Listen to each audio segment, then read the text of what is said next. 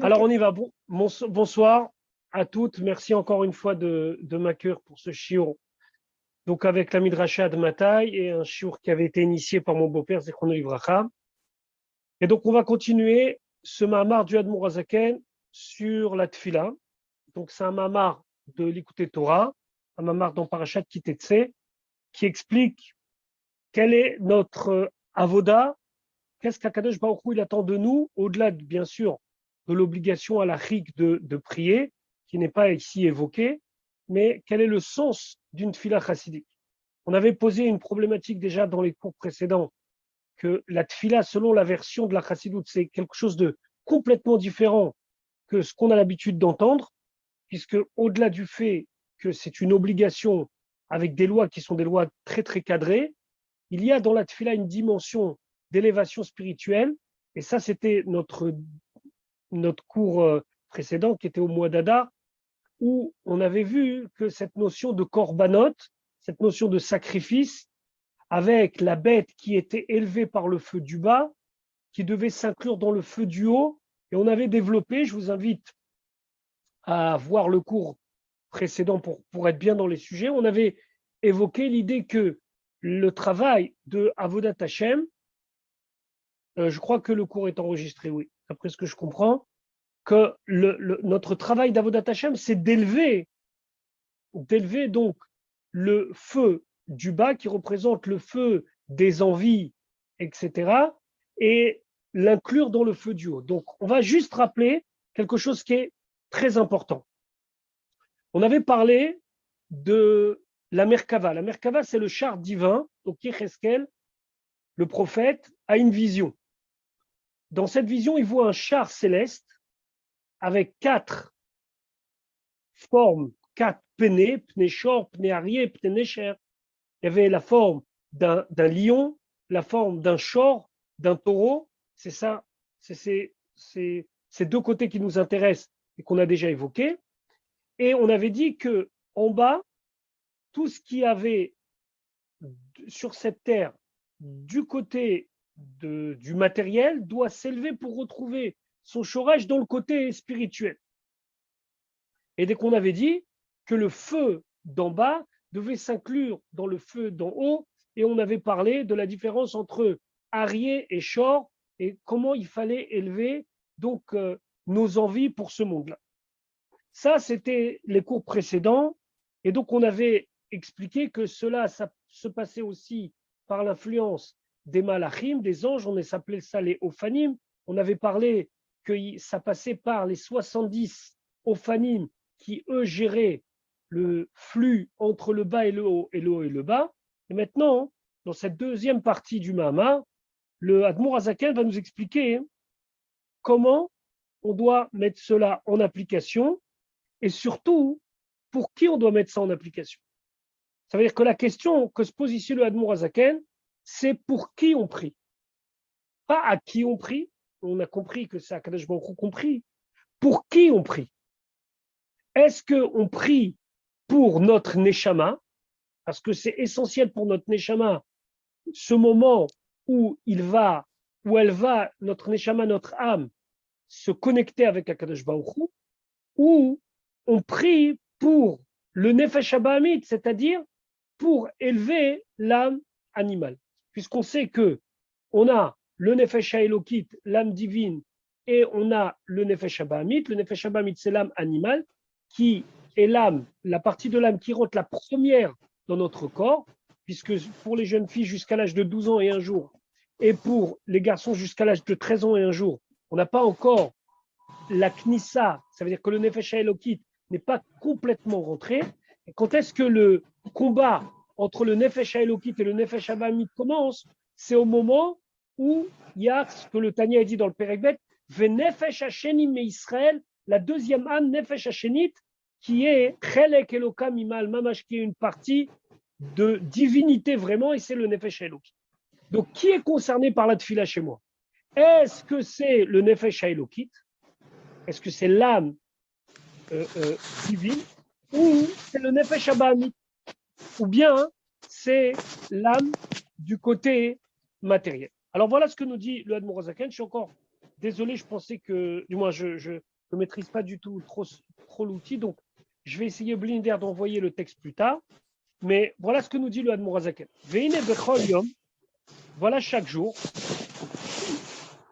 Yetzro shel adam, le Yetzer hara, le penchant de l'homme, mitgaber alav. Ça, c'est une Gemara.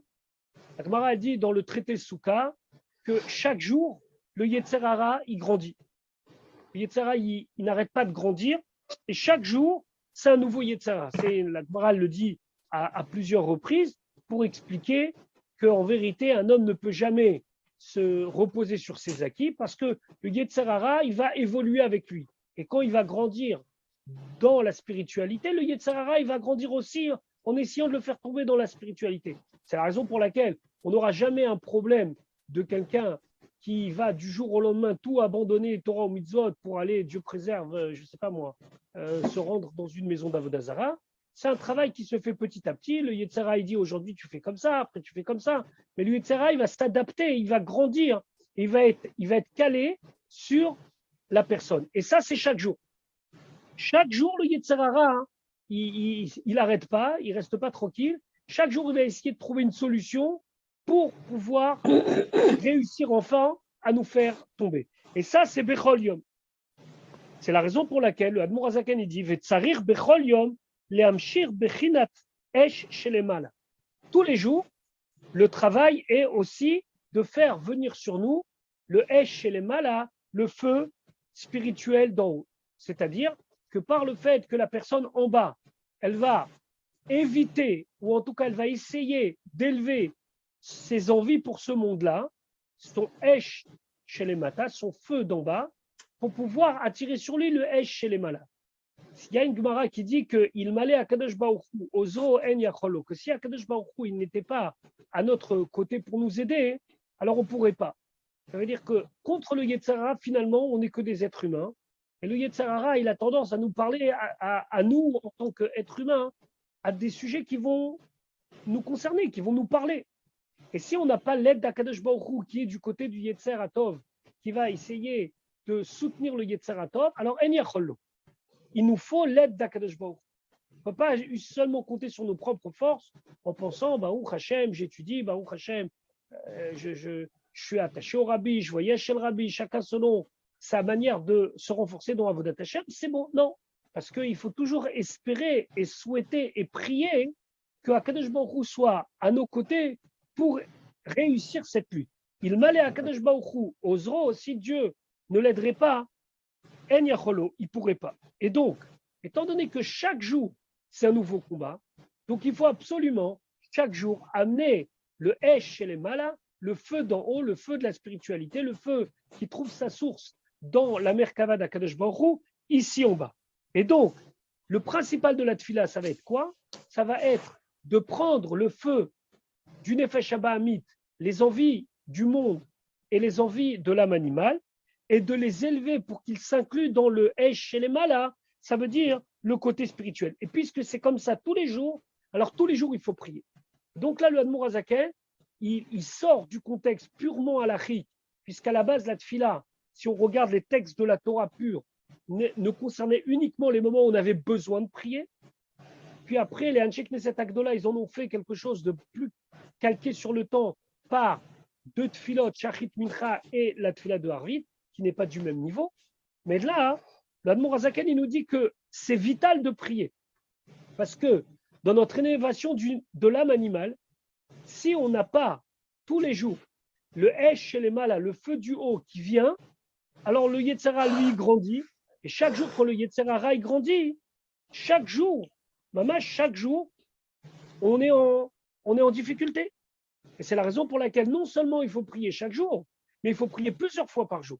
Parce que plusieurs fois par jour, il faut essayer d'atteindre ce niveau, de venir par le feu du Nefesh Habahamit, par le feu de l'âme animale, l'inclure dans le Esh chez les Malas, et ce Esh chez les Malas, le faire descendre en bas. Maintenant, combien de temps on a pour ça?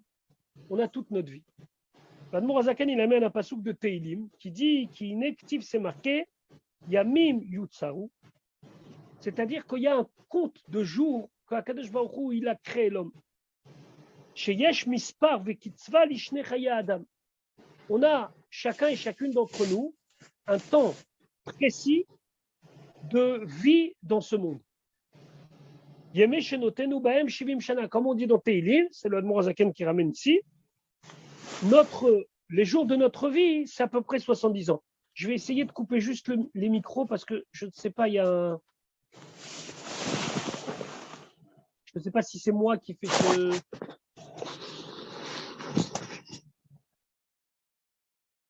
Voilà, ça devrait aller mieux là comme ça. Voilà. Donc nous, on a un nombre de jours qui sont comptés sur cette terre. Yem shenotenu bahem shivim shana, 70 ans. Vim beguvurot shenim shana et shmonim shana. Si plus, alors Dieu il nous accorde 80 ans.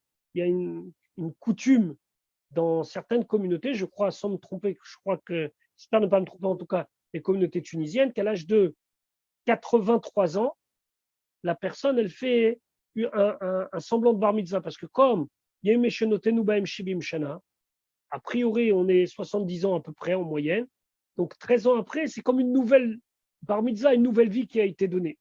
Baruch Hashem, l'espérance de vie, elle a beaucoup augmenté, même si ces dernières années, elle a baissé à cause du Covid. Mais en tout cas, déjà, David Ameller dans Teilim, même si on souhaite 120 ans, comme on se souhaite toujours Admé Avesri, mais même plus, le Rabbi a été plus loin en disant qu'on peut atteindre Chaim Nitzrim avec la Géoula, la vie éternelle, mais Yemei Shenotenu Bahem Shivim Shana, 70 ans, 80 ans. Allez, on va souhaiter 120 ans. Mais pour qui on est sur cette terre? Bien sûr qu'il y a la dimension de la Sot Loïd Varer Dirabet Artonim, de faire à Kadosh Baruch Hu une demeure dans ce monde, mais avec quoi? Avec quel élément qui est dans ce monde? Alors il dit, Velo nitnu le nafsho elokit shebekirbo. Il prévient le Admor Hazaken, il dit attention, toute la vie, toutes les années de vie qu'on a, les 70 ans, les 80 ans et plus, Bezrat Hashem, ce ne sont pas des jours qui concernent le Nefesh HaElokit. C'est-à-dire que le Nefesh HaElokit, par définition, c'est divin. Comme c'est divin, c'est au-dessus du temps. Et donc, l'impact du Nefesh HaElokit n'est pas dépendant du temps. Qu'est-ce qui dépend du temps? C'est le Nefesh HaBahamit. Parce que le Admor Hazaken dit Ki haneshama enat tzricha tikun le'atzma. La neshama en elle-même, le Nefesh HaElokit, la part divine qui est en nous, n'a pas besoin de tikkun, n'a pas besoin d'être arrangée. Elle est chelek elokam imal mamash. Le Harizal, il explique que lorsque la neshama descend sur terre, c'est une partie de Hatzmut, c'est une partie de l'essence même d'Akadosh Baruch qui vient habiter dans le corps. Et en elle-même, elle n'a pas besoin de tikkun. Ça veut dire que le niveau que la neshama est là lorsqu'elle est avec son père, avec Akadosh Baruch Hu, c'est un niveau déjà très haut.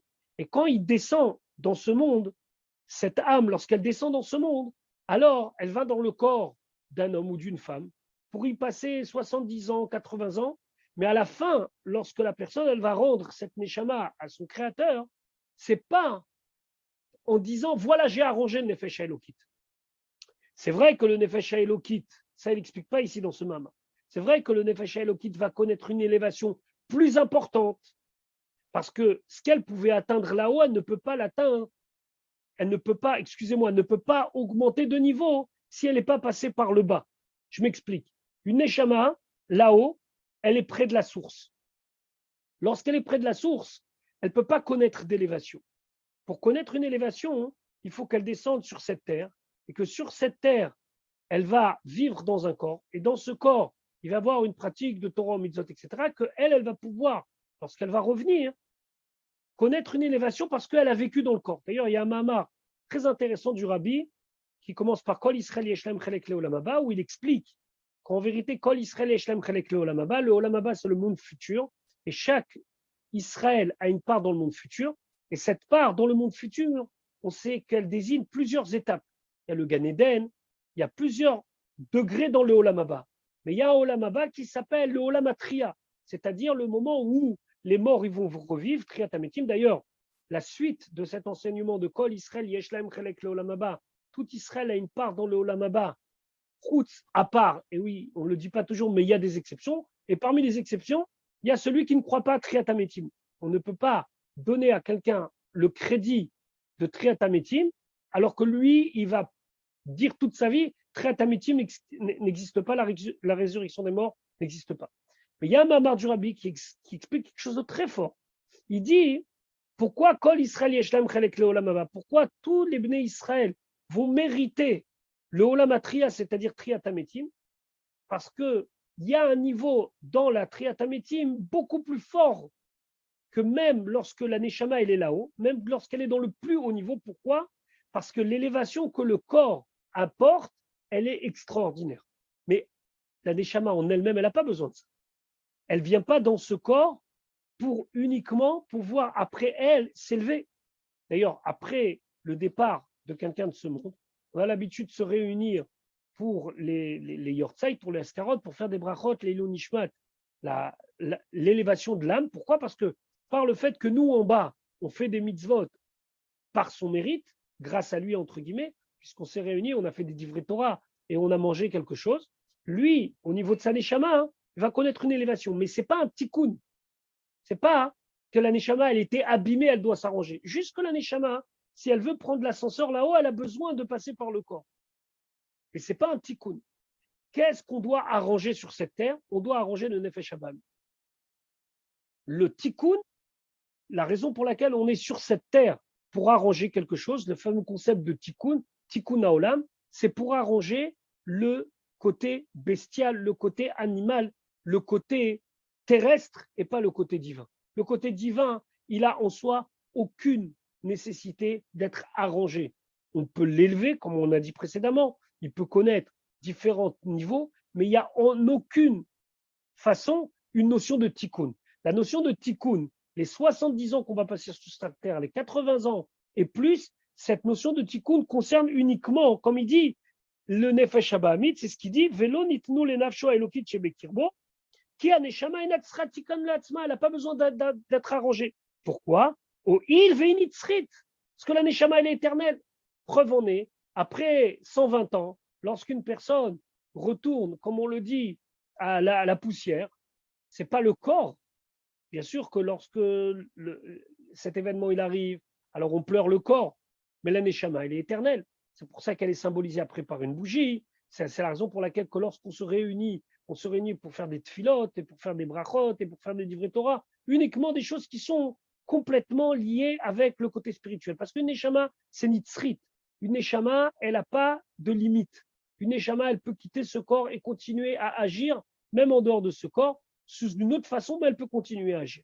Donc, si la personne, elle est 70 ans ou 80 ans dans ce monde pour arranger son nefesh elokit, le nefesh elokit, il n'a pas besoin. Le nefesh elokit, il aurait pu rester là-haut. Certes, il n'aurait peut-être pas connu d'élévation, mais là-haut, il est une partie de Hatzmut Umeut, il est une partie de l'essence d'Akadosh Baruch. Donc, il n'a pas besoin de cette terre pour arranger. Pourquoi on doit être sur cette terre 70 ans? Parce qu'on doit arranger le nefesh habam. Et donc, il continue, il dit, Ve'ena mitlabeshet beprinat zman. La neshama, elle n'est pas liée au temps. Et là, mitachedet bemakor chotzva beor ensof baruchu. Et finalement, la neshama, même si des fois elle ne s'exprime pas assez, mais en tout cas, elle reste toujours liée avec l'endroit duquel elle a été prise, c'est-à-dire or ensof, c'est-à-dire la lumière infinie d'Akadosh Baruch. Et ça, puisque c'est or ensof, ensof c'est ce qui n'a pas de limite, donc la neshama n'a pas besoin d'être même une minute sur cette terre par rapport à son tikkun, par rapport à ce qu'elle a arrangé. La neshama, elle est au-dessus du temps. La neshama, elle agit avec le corps, après quand il n'y a plus de corps. Et ça, c'est quelque chose qui n'est pas limité dans les 70 ans, 80 ans ou plus qu'Akadosh Baruch Hu nous a donné. Pourquoi? Pourquoi c'est comme ça? Parce que la neshama, le nefesh haelokit, l'âme divine, elle n'est pas partie intégrante de la Merkava. Ça veut dire ou le pneu arié, ou le pneu champ, ou la face de lion, ou la face de taureau, ou la face d'aigle. Pas du tout. Ça concerne l'âme animale. Notre âme animale, elle trouve sa source dans la Merkava, et dans la Merkava, dans une des 4 facettes de la Merkava qui est représentée par des animaux. Alors d'où vient la Neshama dans la Merkava? Si on reprend cette image de Yecheskel, et là, miprinat ve'al dmut akise dmut kemari adam. Yecheskel dit que la Merkava, donc le char céleste, est composé de 4 roues, Et au-dessus, il a vu Ve'al dmut hakiseh dmut kemare Adam. Il a vu au-dessus de ce char céleste, de ce trône divin, il a vu dmut kemare Adam. Il a vu comme une image d'un homme. Alors, vous savez que le Masa Merkava, c'est toute cette histoire-là de char divin et de Kissa Akavod, etc., ça ne nous est pas donné à nous de comprendre comme ça. C'est des choses qui ne peuvent pas, comme ça, simplement s'exprimer dans disant, voilà, là, il y a un taureau, là, il y a un aigle. Non, c'est beaucoup plus complexe que ça, mais ça nous aide à comprendre ce qui se passe. Ce qui se passe, c'est comme ça. C'est que la Merkava, le Kissa Akavod, le char céleste, il a donc 4 facettes. Chacune représente Pnéchor, Pnéarié, un taureau, un arié, un échec. Au-dessus de ça, Yecheskel, il voit Ve'al, je reprends les mots, Ve'al dmut hakiseh dmut kemare Adam. Et sur ce trône-là, il voit l'image d'un homme. C'est de cet homme, entre guillemets, qui représente le divin, même si c'est une image humaine, mais ça représente le divin, c'est de là que vient la Neshama. La Neshama, elle ne vient pas de une des 4 facettes. La Neshama, elle vient de cet homme, ce maître qui est au-dessus du char céleste. Dmut kemare Adam, qui est Me'al hakiseh, qui est au-dessus du kissé. Donc, on répète. Si ce n'est pas assez clair, n'hésitez pas à me le dire.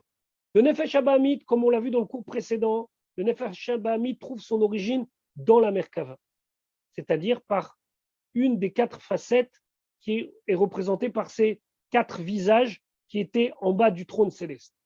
Au-dessus du trône céleste, il y a Dmut kemare Adam. Dmut kemare Adam. Dmut kemare Adam, ça représente la divinité. Je vous réponds, c'est un mama de l'Écouter Torah, Parashat Kitetse. D'accord, il me semble que c'est le premier mama de Parashat Kitetse. Donc, le Nefesh Abahamit est lié avec Pnéchor, Pnéarié. Maintenant, le Nefesh HaElokit, il est lié avec le Dmut She'al hakiseh, le Adam qui est à la kissé. Adam, c'est ici l'homme, mais Adam, c'est Adam El Haelyon, c'est celui qui ressemble à l'être supérieur. Ça veut dire que ça désigne ici la divinité. Donc, qu'est-ce qu'on est en train de nous dire ici? Que le niveau du Nefesh Abahamit et le niveau du Nefesh HaElokit trouvent place dans la Merkava. Mais attention, le Nefesh Abahamit, il est du domaine d'une des facettes de la Merkava, alors que le Nefesh HaElokit, lui, il est de ce qu'il y a au-dessus de la Merkava. Et comme il est au-dessus de la Merkava, ça veut dire qu'il est lié, comme Yishaya dit Chelek Eloka, c'est la Neshama, le Nefesh HaElokit, c'est Chelek Eloka, c'est une partie de divinité. Et tout le chidouche du Admour Hazaken, dans le 2e Perek de Tanya, qu'on a tous et toutes appris, quand il dit Perek Bet Venefesh Hashenit Be Israël, que la 2e âme dans Israël, c'est I Chelek Eloka Mimal, c'est une partie Eloka de divinité Mimal qui est tirée du haut, il rajoute un mot, il rajoute 3 lettres. Mamash. Même Shin. Ça veut dire que l'Admour Hazaken, il dit, ici, je ne suis pas dans le domaine d'un machal, une belle image comme ça. Vous savez, chacun de vous, vous avez une part de divinité. Il rajoute le mot mamash. Parce que le mot mamash, ça veut dire que c'est vraiment, c'est concret. Presque mamash en hébreu, mimouche, ça veut dire toucher, c'est presque palpable. Donc on n'est pas dans un domaine de se dire, tu sais, chacun a un petit peu de divin en lui. C'est beaucoup plus fort que ça. C'est mamash. Maintenant, le Nefesh HaElokit, le Nefesh HaShenit, il trouve son origine de ce qu'il y a au-dessus de la Merkava. Donc il n'est pas lié avec Pnéchor, il n'est pas lié avec Pnéarié, il n'a pas besoin de tikkun, il n'y a pas de notion de temps, il n'y a pas de notion d'espace, il transcende tout. Il transcende tout. C'est pour ça qu'il peut transcender ce corps. C'est la raison, et ça c'est quelque chose qui est très important à expliquer. Lorsque les gens ils vivent un deuil, c'est sûr que le corps, lorsqu'il part, alors c'est le manque du corps, c'est pas seulement le manque de la neshama. Au fur et à mesure du temps, le deuil il évolue, et la semaine passe, le mois passe, l'année passe, et les années passent, et on retient l'esprit, on ne retient pas le corps. Bien sûr que de temps en temps, il y a volonté d'avoir un corps physique pour pouvoir être en union avec la personne, mais reste la neshama. Et lorsque, pour reprendre encore une fois une référence d'un Mahamar ultra connu du Rabbi, qui est le Mahamar Vatiligani Tafshin Yudalef, où à la fin du Mahamar, premier Mahamar du Rabbi, qui prend donc la direction, on est 1 an après le départ physique du Rabbi précédent. Le Rabbi souhaite, on souhaite qu'on va se revoir avec le Rabbi dans les Matameh Sarat Vachim, ici, dans ce monde matériel, à moins de 10 Fahim, ça veut dire vraiment sur cette terre. Ça veut dire que, encore une fois, la raison pour laquelle on a besoin d'une étape qui va venir, Bezrat Hashem avec Tretametim, et qui va venir avec une concrétisation des Neshamot, Begoufim, des Neshamot dans un gouffre ici sur terre, c'est pour connaître la finalité de ce que Akadosh Baruch Hu a prévu comme plan. Mais on ne peut pas parler de tikkun. On ne peut pas parler d'amélioration par le passage sur terre. On peut parler d'amélioration uniquement pour le Nefesh Shabbat. Maintenant, il dit, Veruach Adam iaole lemala. Maintenant, Adam, celui qui est au-dessus du Kisei HaKavod, qui représente le Nefesh Elokit, lui, il s'élève vers le haut. Veruach HaBehema, et les bêtes qui sont les pieds du Kisei HaKavod, qui sont les pieds du char céleste et du trône divin, eux, il y aurait d'être les Matabaretz. Eux, ils veulent aller vers le bas. Ça reprend un pasouk de Kohelet. De quel bas on parle? Alors, il dit que dans les mondes spirituels, il y a un niveau de Shamaïm et un niveau de Haaretz. C'est-à-dire que ici, on part dans quelque chose de complètement spirituel. Maintenant, qu'est-ce que ça veut dire concrètement que le Adam, qui est sur le Kisei HaKavod, il veut aller vers le haut, alors que les bêtes, elles veulent aller vers le bas? De quel Eretz on parle? Alors, il dit Eretz Eliona. Comme c'est marqué, c'est Naftara Be'ezrat Hashem, on dira ce Shabbat, c'est Ve'aretz Adom Raglai. Hashem, il dit, Hashamaim, les cieux, c'est mon trône, et la terre, c'est mon marchepied. Vous savez, devant un trône, il y a une espèce de petit banc sur lequel la personne qui est assise sur le trône, elle met ses pieds. On a un petit peu ça dans les chaises de Eliyahu Hanavi, comme ça, il y a une espèce de marchepied. La terre, elle est appelée le marchepied d'Akadosh Baruch Hu. Mais ici, on parle de niveau spirituel. En vérité, on sait que dans les niveaux spirituels, dans les sphirotes et dans tout ce qui va faire en sorte que ce qui est en haut va pouvoir descendre en bas, on sait qu'il y a tout un phénomène de sphirotes qui va être Chochma, Bina, Da'at, Chesed, Vura, Tiferet, etc., etc. On est en ce moment dans Sfirat HaOmer, donc on vit avec les sphirotes.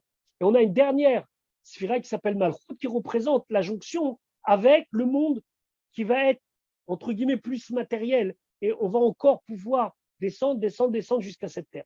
Donc, quelque part, le marchepied, le Eretz, le niveau de terre qui se trouve à chaque niveau de spiritualité, que ce soit dans Hatzilut, que ce soit dans Bria, que ce soit dans Yetzira, ou même dans notre monde Assia, et chaque fois dans des nuances où la divinité, elle va devoir s'habiller de plus en plus pour descendre ici en bas, à chaque fois on aura cette notion de Eretz, c'est-à-dire de niveau qui est un niveau bas par rapport au niveau haut.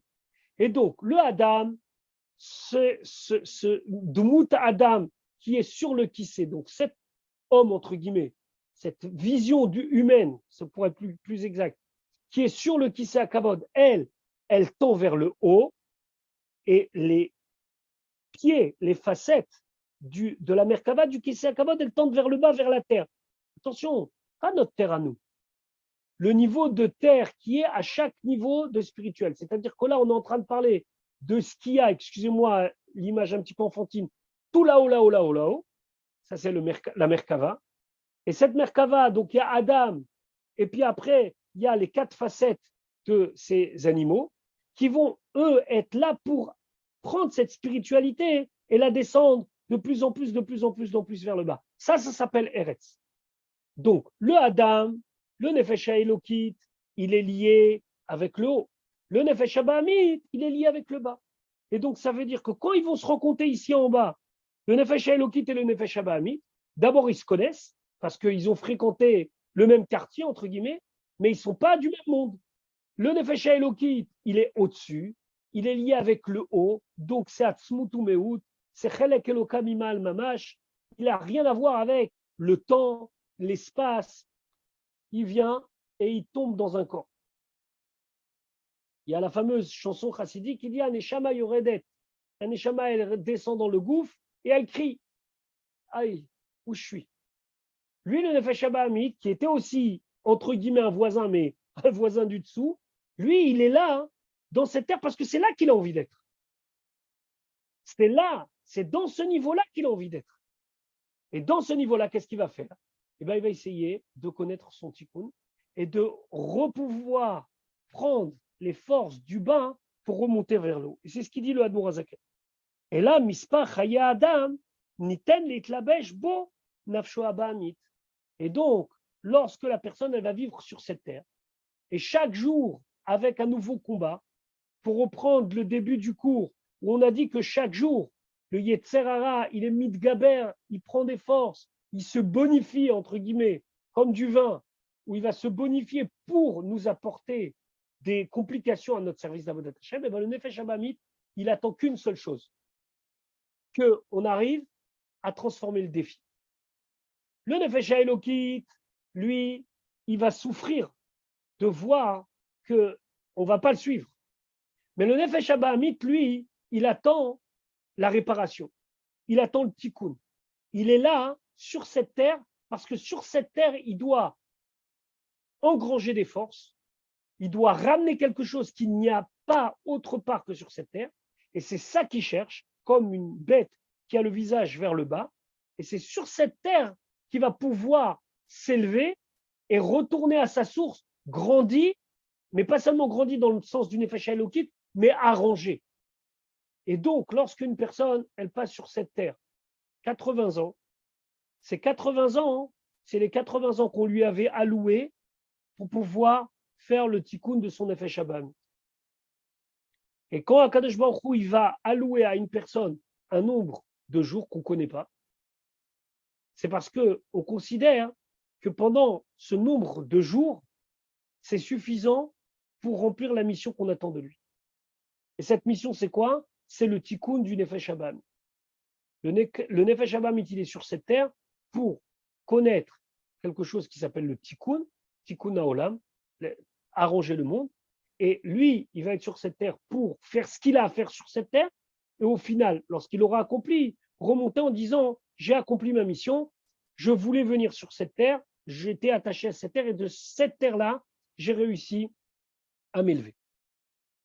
Ça, c'est pour expliquer une chose, la nécessité de prier chaque jour. Tout ça, toute cette explication, c'est juste pour expliquer la nécessité de prier chaque jour, parce que chaque jour, le Yetzer, il est plus fort. Et pourquoi on a besoin de passer toute cette vie sur cette terre, c'est pour arranger le Nefesh Hamid. Donc finalement, parce que le matin, je me mets à prier, je ne prie pas avec mon Nefesh Elokit simplement. Je prie avec mon Nefesh Hamid. C'est à mon Nefesh Hamid que je parle. Lorsque, pendant la Tfila, on a institué les Psuké des Imra, ce sont tous ces chapitres de Teilim qu'on dit entre Baruch Shamar et Ishtabach, où on décrit la grandeur d'Akadosh Baruch Hu à travers la nature. Alors, ce qui est un petit peu difficile pour nous, c'est qu'aujourd'hui, ce n'est pas des choses qui, des fois, nous parlent, parce que bon, on n'est pas toujours des personnes qui sont en train de regarder les merveilles d'Akadosh Baruch Hu. Mais la réflexion qu'on doit avoir pendant les Psuké des Imra, par contre, c'est une réflexion qui va nous parler à nous, mais pas en tant que Nefesh Elokit, qui va nous parler à nous en tant que Nefesh Hamid. Comment le Nefesh Hamid, je peux lui dire, regarde, au lieu d'aimer telle et telle chose, qui sont des choses complètement matérielles, on ne parle même pas des choses qui sont interdites, au lieu de tirer ton plaisir dans des choses qui sont finalement quoi? Pas grand-chose sur cette terre. Réfléchis avec moi à la grandeur d'Akadosh Baruch Hu. Et lorsqu'on prie, on prie avec le Nefesh Hamid et pour le Nefesh Hamid. C'est au Nefesh Hamid, sa l'âme animale qu'on parle. Viens, le Nefesh Elokit, bien sûr qu'il a besoin de la tefila parce que c'est sa connexion avec Akadosh Baruch Hu, mais il est en connexion au-dessus du temps, au-dessus du corps, au-dessus de tout. Même lorsque Dieu préserve, quelqu'un va fauter, il restera lié avec Akadosh Baruch Hu. il va s'éloigner, mais il restera lié avec Akadosh Baruch Hu. Par contre, le Nefesh Abahamit, c'est lui que j'ai besoin de convaincre. C'est lui que j'ai besoin d'amener dans mon trip, dans mon voyage spirituel. C'est lui que j'ai besoin d'élever. Allez, viens, on va réfléchir ensemble. Baruch She'amar ve'haya olam. Regarde, béni soit celui qui a parlé et par sa parole, le monde, il a eu. Le monde, il a été créé. Il y a un livre très important, peut-être un jour, Bezrat Hashem, on pourra organiser des shurim là-dessus. Ça s'appelle le Shar HaBitachon. Shar HaBitachon, c'est une partie du Chovot Alvavot de Rabbeinu Bechaye. Et dans le Shar HaBitachon, c'est tout un petit essai sur la confiance en Akadosh Baruch Hu. Le Rabbi, plusieurs fois, il a demandé à ce qu'on étudie Shar HaBitachon. Et c'est un texte qui est fondamental. Pour celles qui comprennent bien l'anglais, il y a un très très bon livre de Shar HaBitachon par Chaos en anglais, qui est très très bien fait, avec des explications. Mais dans le Shar HaBitachon, c'est intéressant que dans le 2e chapitre, il parle qu'il faut faire confiance à Kadosh Baruch Hu, et il explique les 7 raisons pour lesquelles il faut faire confiance à Kadosh Baruch Hu. Je vais vous en donner 2 comme ça. La première, parce qu'on est persuadé qu'Akadosh Baruch Hu, il veut notre bien. La deuxième, c'est qu'on est persuadé qu'il sait qu'est-ce qui est bien pour nous. C'est différent. Parce que quelqu'un qui veut son bien, c'est une chose. Et quelqu'un qui sait le bien qui est pour nous. Par exemple, si j'ai quelque chose que je vais appeler la cigarette, et cette cigarette, j'aime ça. Je vais demander à quelqu'un, donne-moi une cigarette, et cette personne, elle va me refuser la cigarette. Il sait que c'est bon pour moi de me dire non. Mais pour moi, il n'est pas bon. Alors, il y a 7 choses comme ça, qu'Akadosh Baruch Hu, il est bon, qu'Akadosh Baruch Hu, il sait ce qui est bon pour nous, qu'Akadosh Baruch Hu, il n'est pas limité, rien ne peut l'empêcher de faire le bien, etc. Et il fait comme ça, il répertorie 7 raisons pour lesquelles on doit s'efforcer à avoir confiance en Akadosh Baruch Hu. Ce qui est intéressant, c'est qu'au 2e chapitre, il me semble, qu'il parle de ces points-là par rapport à la confiance qu'on peut avoir en un homme. Et il développe. Il dit que véritablement, il y a des choses qu'on peut avoir confiance dans l'homme. Mais il va arriver à dire qu'en vérité, les 7 points qu'il développe là-bas, tu ne pourras jamais les retrouver dans une personne, tu devras les retrouver uniquement dans un Akadosh Baruch Hu. Donc, grosso modo, ça ne vaut pas le coup de mettre notre confiance en un homme parce qu'il aura ses limites. Par exemple, un des points qu'il dit là-bas dans le Shar HaBitachon, c'est qu'Akadosh Baruch Hu, il est illimité. Il peut agir quand il a envie, comment il a envie. Ce n'est pas toujours le cas d'un homme. Même si un homme il a énormément de pouvoir, son pouvoir il est limité. Mais c'est intéressant qu'il y a un des commentateurs, maintenant le Shar HaBitachon il est commenté, et il y a un des commentateurs qui dit mais pourquoi il est passé d'abord par nous expliquer que même dans un homme on peut avoir confiance. Même si dès le départ du Shar HaBitachon, dans son introduction, il dit il ne faut pas avoir confiance dans l'homme. C'est marqué Baruch HaGever Asher Yiftach Bashem, béni soit l'homme qui a confiance en Dieu, mais c'est marqué Arur HaGever Asher Yiftach B'Adam, maudit soit l'homme qui a confiance en l'homme. Alors pourquoi tu me développes? Il me semble que c'est le 2e chapitre, si ma mémoire est bonne, Perek Sheni, où tu me dis, tu sais que même chez l'homme, il y a une notion où tu peux avoir bitachon envers Akadosh Baruch Hu, envers un autre homme, en tel point. Quand vous allez vous confier à quelqu'un, vous lui avez dit, tu sais, j'ai besoin de ça, vous avez confiance en lui. Eh bien, il y a un commentateur qui dit, mais pourquoi Rabbeinu Bechaye? Il aurait dû nous parler que d'Akadosh Baruch Hu. Pourquoi il nous parle des hommes? Il dit, parce qu'il nous parle à nous. Si tu parles à quelqu'un que divinité, la personne, elle ne peut pas toujours comprendre ce que tu dis. Tu as besoin de lui parler dans sa langue. Et parler dans sa langue, c'est la langue du Nefesh Abahamit. C'est la raison pour laquelle les choses, des fois, que l'on veut faire passer, qui sont très hautes spirituellement, on les fait passer d'Afka par le fait qu'on va manger quelque chose ensemble, qu'on va dire les chaïm ensemble. On sort d'une semaine où il y a eu énormément de nourriture, mais le symbole de la nourriture, la matzah, le maror, toutes ces choses-là spirituellement. Quelqu'un qui va dire, moi j'ai la Emouna à Kadosh Baruch Hu. Le premier soir, la matzah, c'était le machal de Emouna. Le deuxième soir, pour Chutz Laret, c'était machal de Refoua. En Eretz Israël, ils ont le srout de pouvoir tout faire en un soir. Maintenant, quelqu'un qui dit, non, mais moi je sais que Kadosh Baruch Hu, il est refait kol basa. C'est lui qui guérit tout le monde. Mais tu n'as pas mangé la matzah. Parce que tu as besoin de parler à ton Nefesh Abahamit. Yemé Shenotenu Baem Shivim Shana, c'est pour le Nefesh Abahamit. On est 70 ans, 80 ans, 120 ans sur cette terre. pour le Nefesh Abamit. Et la Tfila, elle est là pour parler au Nefesh Abamit, pour lui dire, viens avec moi. Étant donné que tous les jours, le Yetzer, il est de plus en plus fort, et il grandit, alors tous les jours, j'ai besoin de prier. Et tous les jours, j'ai besoin de prendre le Yetzer, de prendre le Nefesh Abamit et de l'accompagner avec moi. Maintenant, j'ai encore un petit quart d'heure, si vous m'autorisez. Alors, je vais essayer de finir ce paragraphe-là que j'ai entamé. Veshanav ketsuvim lo bemispa sheshira chochmato idbarer sheuchal aset benafsho. Et les années qu'on nous a allouées sur cette terre, c'est parce que la sagesse divine, elle a évalué notre potentiel en disant que voilà, il a besoin de tant d'années pour arriver à sa mission, c'est-à-dire les halot mimena kol kar kochot venitzutsim shenaflu shama bishvirat hakelim. Pour vivre sur cette terre et d'élever sur cette terre un certain nombre d'étincelles divines qui sont tombées sur cette terre et qu'il faut élever. Alors là, si vous me le permettez, on va rentrer, je suis sûr que je parle déjà à des personnes qui ont déjà entendu cette notion, mais on va quand même la rappeler, la notion de ce qu'il appelle ici Shfirat HaKelim. Shfirat HaKelim, ça veut dire que les Kelim, c'est-à-dire les ustensiles, entre guillemets, ils ont été cassés. Cette expression, elle vient du Harizal. Le Harizal, il explique qu'il y a des étincelles divines qui sont tombées sur cette terre parce qu'ils n'ont pas su être contenus dans des Kelim. Alors, on va y aller tout doucement.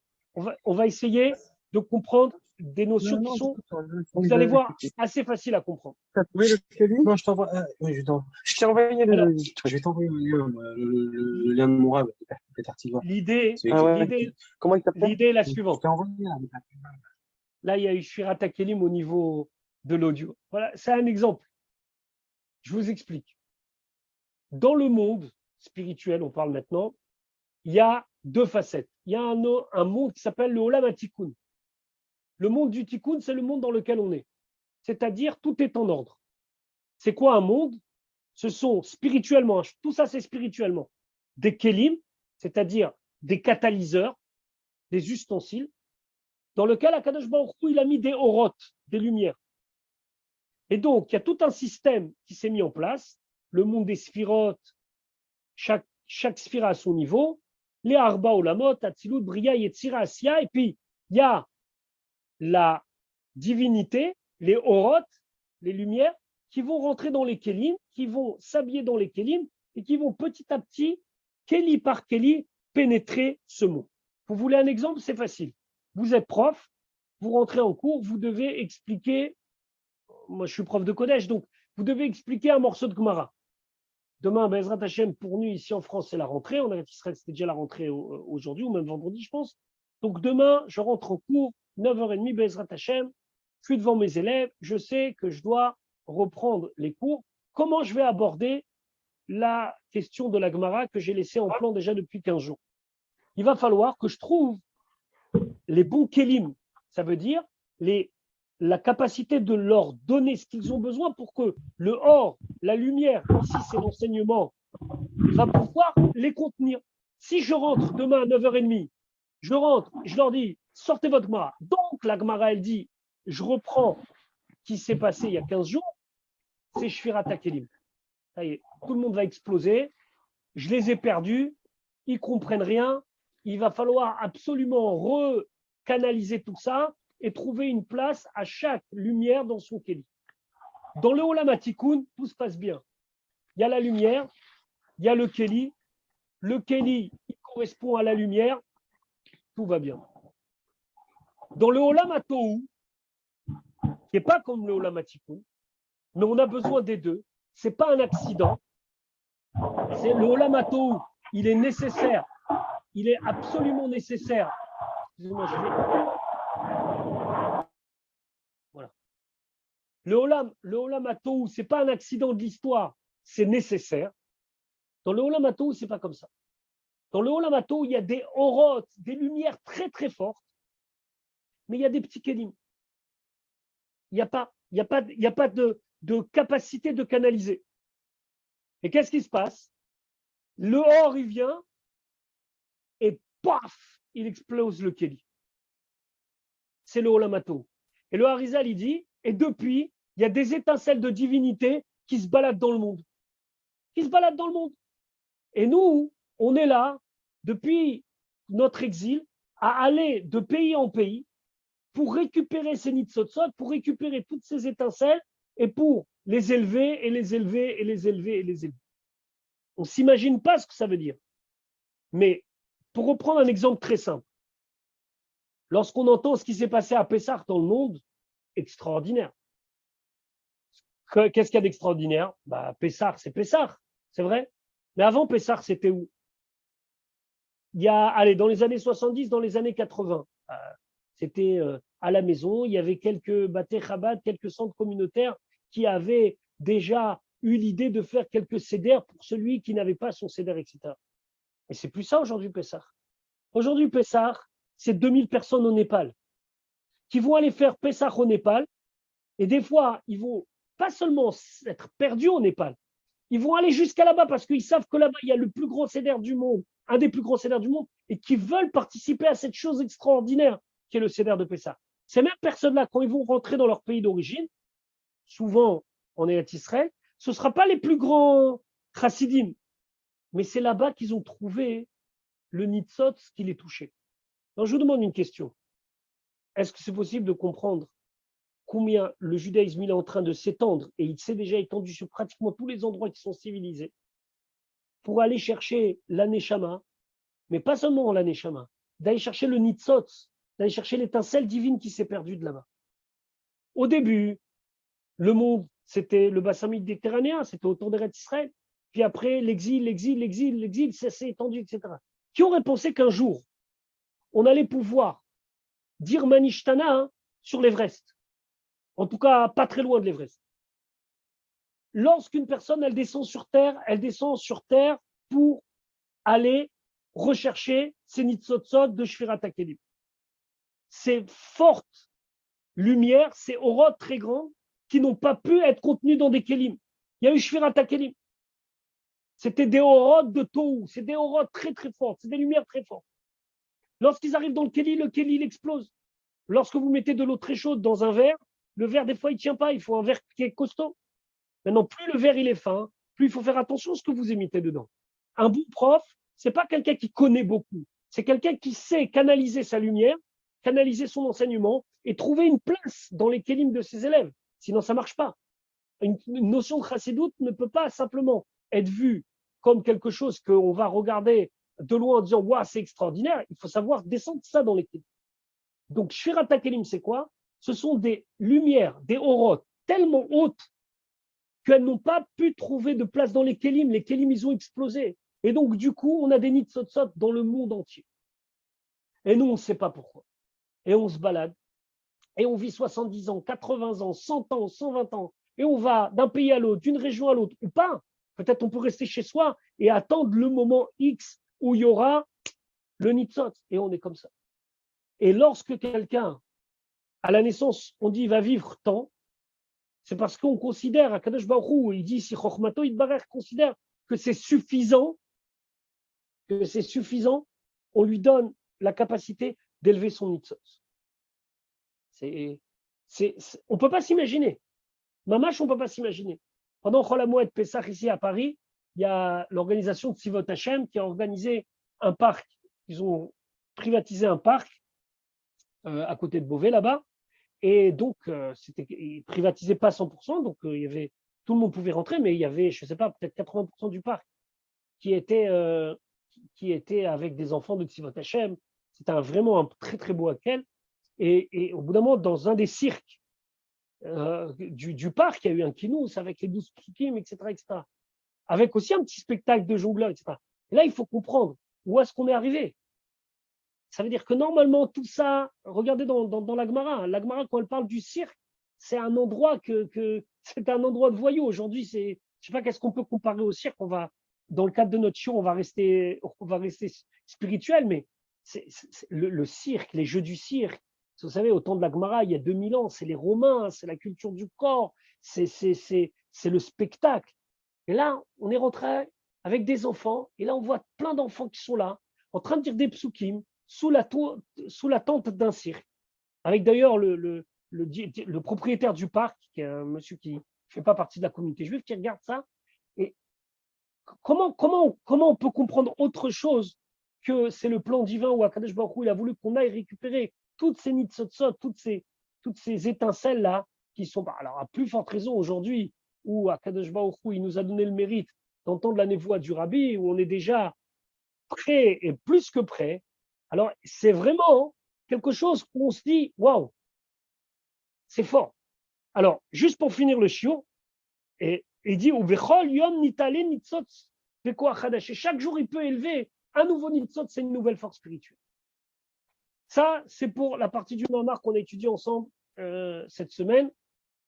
Juste une petite réflexion. Là, on est rentré déjà dans le 26 Nissan, c'est presque la tombée de la nuit ici en France. Vous, en Eretz Israël, déjà le 26 Nissan dans 2 jours. C'est quoi Nissan? C'est le 28 Nissan. Le 28 Nissan, 5751, donc 91, c'est la fameuse du Sira du Rabbi. Asou kol asher beichol techem, faites tout ce qui est dans votre possibilité pour faire venir Mashiach. Le Rabbi, il a dit qu'il espère qu'il va trouver 10 akshanim, 10 entêtés qui ne vont pas arrêter. Et après, le Rabbi, il a souhaité qu'on va se mettre tous ensemble pour essayer de trouver une solution, etc., etc. Pour 10 jours après, à peu près, Shabbat Tazria Metzora, où le Rabbi nous a donné la clé en nous disant il faut apprendre l'Inyané Geoula Mashiach. Et je vous invite fortement à étudier le Dvar Malchut de cette semaine. Bezrat Hashem, il y aura un shiur à la Geoula Shul. Je donnerai shiur à la Geoula Shul pour celles qui veulent à la Geoula Shul, la Shul de Reb Shalom Cohen dans le 19e. Jeudi soir, Bezrat Hashem, à partir après 21h, 20h30, 21h, sur le Dvar Malchut de Tazria Metzora, où le Rabbi explique que le Derech HaYeshara, le chemin le plus juste, le plus droit pour arriver à la Geoula, c'est d'apprendre l'Inyané Geoula Mashiach. On n'apprend jamais assez l'Inyané Geoula Mashiach. Maintenant, je veux revenir avec la sikha de Chafret Nissan. Le Rabbi, ça c'est mon avis tout à fait personnel, ici, il nous lance une mission qui paraît presque impossible. Quand le Rabbi dit Asou kol hashaim chol techen, faites tout ce qui est dans votre possibilité, la vie, d'amener Mashiach, les chassidim, ils ne savent pas comment réagir. On dit que pendant les 10 jours où ils n'avaient pas trop de directives du Rabbi, c'était la panique à Saint Saint. Ils ont fait des réunions, ils ne savaient plus quoi faire. Qu'est-ce que le Rabbi veut? Ça veut dire quoi? Tout ça que le Rabbi Tazria Metzora, il a dit, c'est d'apprendre les Nyanego la Mashiach, après le Rabbi de Kabbalat Malchut, etc., mais d'accepter que le Mashiach, il est là, il faut juste ouvrir les yeux. Mais avant tout ça, imaginez le Rabbi, il y a une dame qui vient de dire qu'elle était là-bas à cette sikha, vous imaginez le Rabbi en train de dire Asou kol hashem beichol techem. Moi, j'ai fait ce que j'avais à faire. D'ailleurs, dans la sikha que le Rabbi a prononcée, la sikha que le Rabbi a corrigée, ce n'est pas les mêmes mots, parce qu'il y a des mots dans la sikha en yiddish à l'oral qui sont des mots qui ont fait trembler les chassidim. Le Rabbi, il disait, voilà, moi, j'ai fait ce que j'avais à faire. Et bon, on ne va pas répéter, puisque le Rabbi, il n'a pas corrigé ces mots-là. Le Rabbi, il avait l'air de dire, moi, ça y est. Maintenant, faites-vous. Maintenant, le Rabbi, il a dit là-bas une chose. Béophane de Orod de Tau, donc des lumières de Tau, ce qu'on a évoqué ici, ces lumières qui sont extraordinaires, mais dans des kélim de tikkun. Mais dans des kélim, c'est-à-dire dans des capaciteurs, des kélim, des choses qui vont prendre de tikkun. Ça, j'ai pas du tout. Alors moi, je suis pas du tout un mashpia pour vous dire qu'est-ce que ça veut dire. Concrètement, dans le tachlet, je ne sais pas ce que ça veut dire. Il faut demander à des mashpim. Chacun il va vous expliquer comment concrétiser ça. Mais écoutez bien les mots. Au rod de Tau, des lumières qu'on a très hautes, qui normalement ne tiennent pas dans des kélim. Et le Rabbi, il a dit, faites en sorte que ça soit des rods de Tau dans des kélim de tikkun. Dans des kélim qui, cette fois-ci, vont tenir et que ça ne va pas bloquer. Ça veut dire, d'un côté, le Rabbi ne nous a pas limité dans le or, dans la lumière. Il a dit, au rod de Tau, on va chercher les lumières les plus hautes, mais dans des kélim de tikkun. Avant, c'était des orotes qui étaient liés avec Tikkun, qui rentraient dans des kelim de Tikkun. L'exemple du prof qui prépare bien son cours et qui va limiter ce qu'il a envie de dire pour pouvoir que ça passe. Mais là, le rabbi ne dit pas ça. Hein. Il dit c'est des orodes de Tohu. C'est les lumières les plus fortes. Ça veut dire c'est du brut dans des kelim de Tikkun. Ça veut dire qu'on est à cheval entre les deux choses. C'est plus un lien de Shvirat HaKelim, de Nitzotzot, c'est pas ça. C'est les orodes de Tohu. On va à la source de la lumière. Les choses les plus hautes, les plus brutes, les plus fortes, il faut juste leur trouver les kelim qui vont leur convenir, les kelim de Tikkun. Donc les kelim de Tikkun qui sont faits pour résister à la lumière, pour résister au chaud. Je finirai avec cette réflexion en souhaitant que chacun et chacune d'entre nous, on trouve les forces de bien réfléchir quelle est notre implication dans ces orodes de Tohu, dans des kelim de Tikkun. Je suis sûr que la Midrasha Admatai, elle fait déjà son travail et bravo aux dames qui ne laissent pas tranquilles les intervenants et qui sont là pour nous rappeler nos obligations, mais ça soit toujours des orodes de Tohu. Ça veut dire qu'aujourd'hui, on peut prendre des sujets de Chassidut, on peut prendre les sikhot du Rabbi, on peut prendre des choses qui, avant, on avait peur, on ne savait pas exactement, tu crois que ça va passer, tout passe. Aujourd'hui, tout passe, il faut juste trouver le bon Kéli. Les orodes de Tohu, tout passe. Il faut juste trouver les kelim de Tikkun. Il est un petit peu tard, mais vous parlerez avec n'importe qui a contact avec la shlichut, par exemple, mais pas seulement. Dans le shlichut, on voit très fort ça, où avant, on marchait sur des œufs, et aujourd'hui, on peut, mamash, il faut juste être dans les kelim de Tikkun. Il ne faut pas se tromper de Kéli, il faut être dans les kelim de Tikkun. Encore une fois, je ne suis pas mashpia, donc il faudra demander à votre mashpia comment expliquer cette chose-là. Il y a beaucoup d'encre qui a été versée là-dessus, mais en tout cas, hein, il n'y a pas de limitation dans l'enseignement. Le or que le rabbi veut depuis Koach Nissan Nun Aleph, c'est des orodes de Tohu. Il faut juste trouver les bons kelim, ce sont des kelim de Tikkun. Voilà, je vous souhaite une bonne soirée. Merci de m'avoir encore invité. À dans 4 semaines.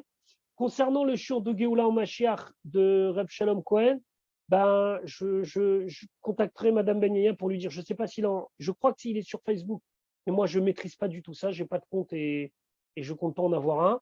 Donc je vous tiendrai au courant. C'est un cours qui a lieu une fois par semaine le jeudi soir, donc à la Géoula Shul de Reb Shalom Cohen, et c'est un intervenant différent à chaque fois. Moi j'interviens une fois par mois et cette semaine c'est mon tour. Donc Be'ezrat Hashem, j'essayerai de vous, peut-être de l'enregistrer, puis je vous le communiquerai, je ne sais pas par quel moyen, mais on trouvera le moyen de se le donner. Bonne soirée. Bonne soirée, merci beaucoup.